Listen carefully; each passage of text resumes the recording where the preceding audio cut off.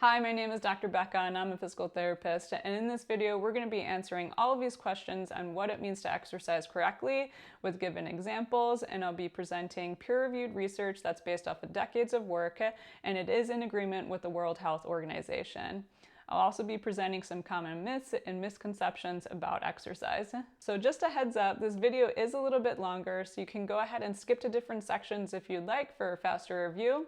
But just a reminder, this video is about the #1 preventative medicine technique for whoever you are. So without further ado, let's get started. First, there are two main types of physical activity that differ in how they use energy and oxygen requirements, and this is going to be anaerobic and aerobic physical activity. Aerobic translates to with air and refers to activities that involve sustained, moderate intensity exercise over a longer period of time.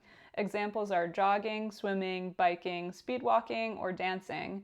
The primary fuel source for aerobic activity are carbohydrates and fats in order to sustain this activity. Anaerobic means without air, involving activity with short bursts of high-intensity movements and pushing the body to its maximum potential.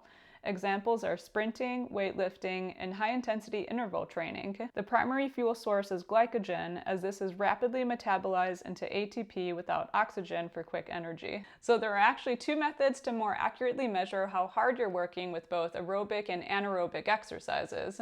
So the first is a subjective scale based off of your perceived exertion, and the second is a heart rate scale based off of how hard you're working objectively based off of your heart rate max. So the Borg scale begins at 6 and ends in 20 at its most difficult.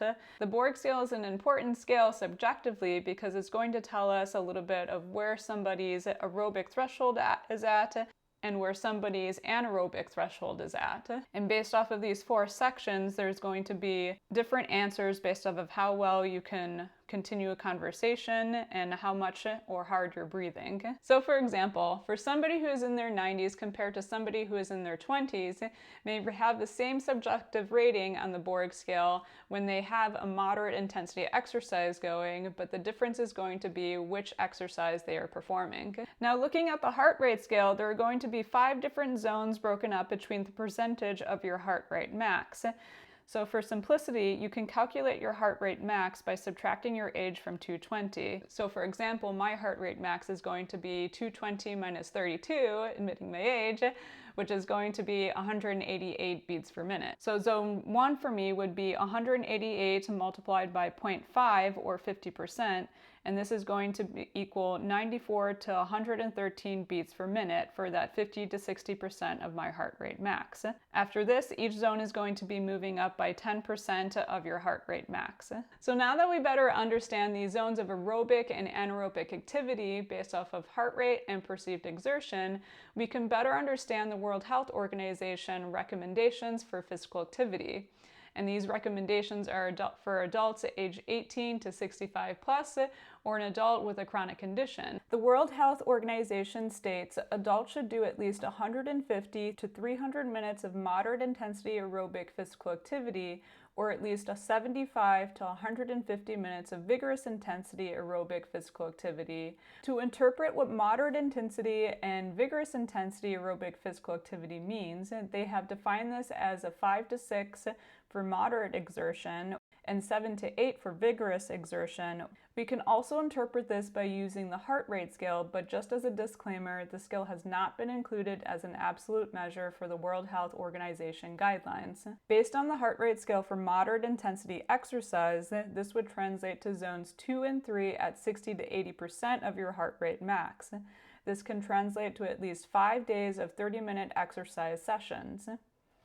Then zones 3 and 4 can be interpreted as vigorous intensity exercise done at 70 to 90% of your heart rate max.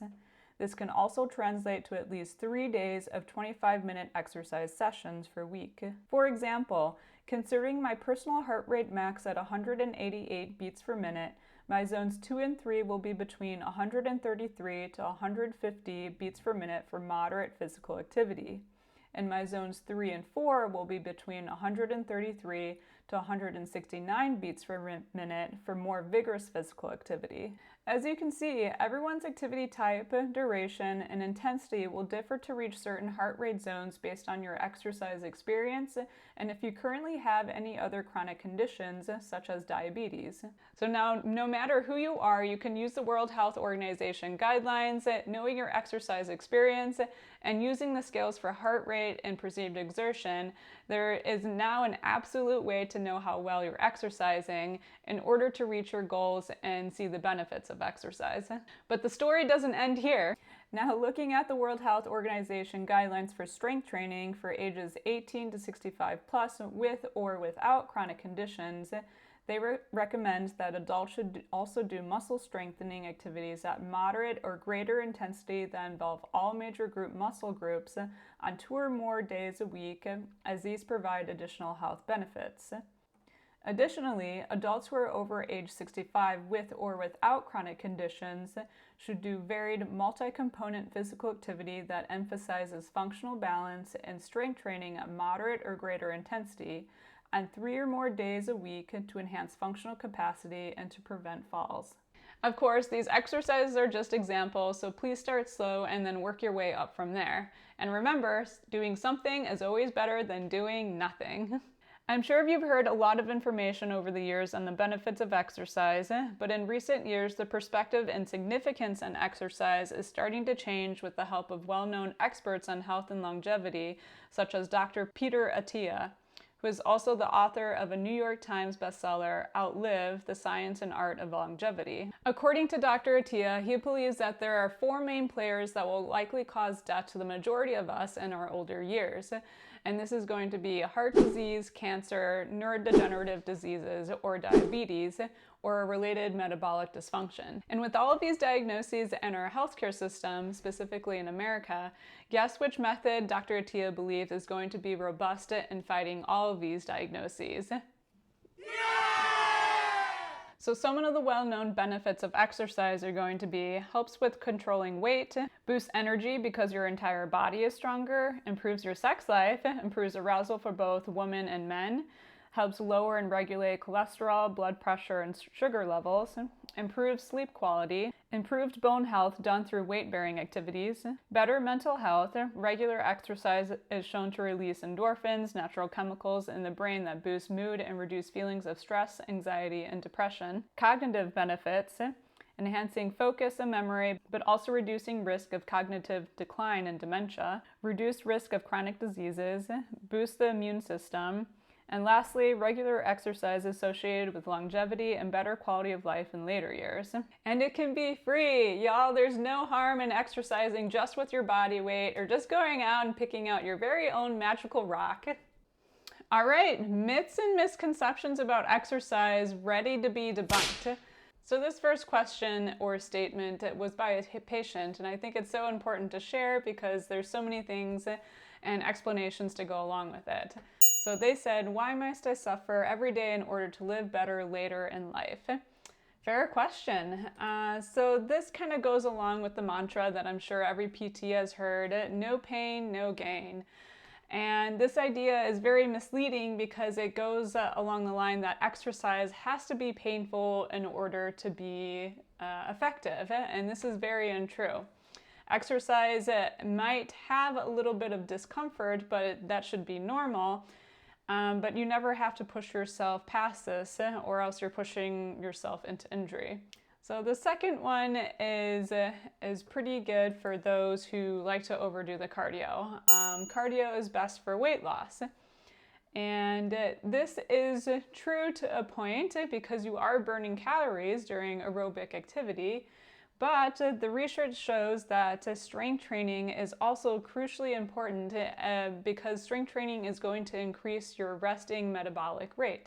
So what do I mean by that? When we're strength training and our muscle size has hypertrophied, that is very expensive caloric-wise. So it's going to cost us more energy, and so with more muscle, your resting metabolic rate is going to increase, hence the increase of the calories that you will burn, whether you're working out or you are at rest. And our third myth states that you can replace exercise with a healthy diet and supplements. Okay, where to start with this? So we all know that a healthy diet is crucial for our health and weight management, and it's best friends with exercise, right? They both help each other. But the thing I have to say about supplements is that if you're not doing your exercise first, then the supplements don't matter.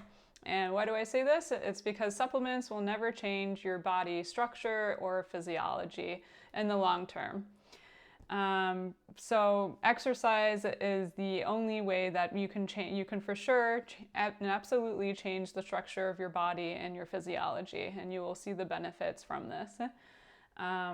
So exercise first, supplements later if that's something for you, but it will never be the other way around.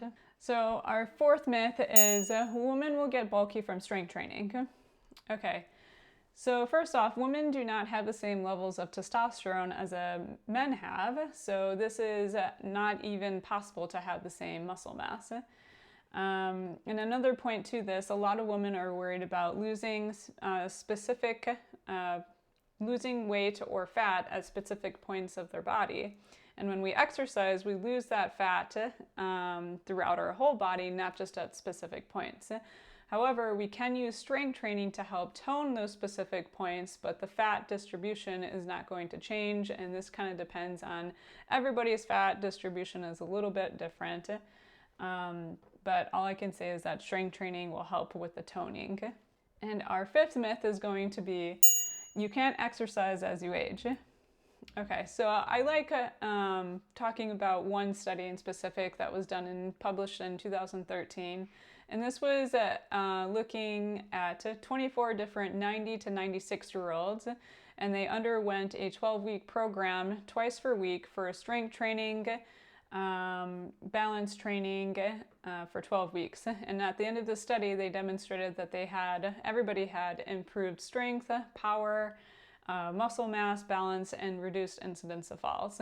So it's demonstrating here that 100% of the time, no matter what age, you still can make a difference in your body strength, muscle mass, and even like your function out of strength training. And I'll also link that study in the description below. Hey, we're at the end of the video, and I hope this video has helped to answer the question, how much exercise do I really need to stay healthy? And if you found any value in this video, please go ahead and like, subscribe to the channel, and hit the bell notification on. It really helps me know if this video was useful to you and if you would like to share with others. So thank you so much for watching. I hope to see you next time, and have a lovely rest of your day. Bye-bye.